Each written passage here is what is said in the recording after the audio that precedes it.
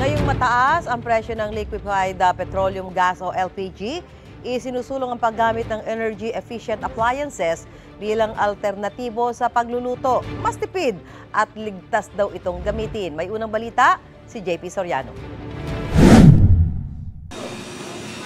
Isa ang LPG na karaniwang gamit sa pagluluto ng mga Pilipino sa mga nakaambag sa mataas na inflation rate nitong Mayo. At dahil ini-import, wala raw katiyakang bababa ang presyo sa merkado sa mga susunod na taon.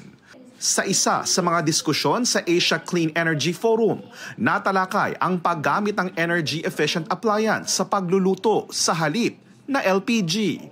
Ayon sa ADB, may pag-aaral na nagsasabing mas makatitipid ito sa pangmatagalang gamit at may mas magandang thermal efficiency. Ibig sabihin, mas konti ang oras gagamitin mo para pagluto ka. And at the same time, safer siya. Kasi hindi kagaya ng LPG. I would recommend yung multi-cooker.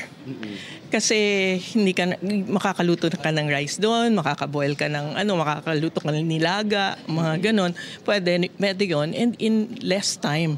All our experience in every country we work with is that energy-efficient electric cooking is cheaper in urban locations, urban and connected locations, than paying for charcoal, LPG, kerosene, even ethanol.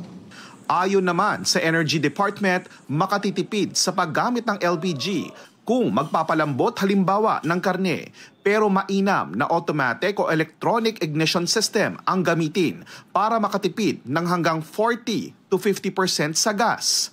Tinalakay rin sa forum ang tungkol sa renewable energy at energy efficiency o pagtitipid sa paggamit ng kuryente. Lalo't sa ngayon ay nagbabadyang magkulang ito dahil sa sunod-sunod na pagnipis ng supply sa bansa.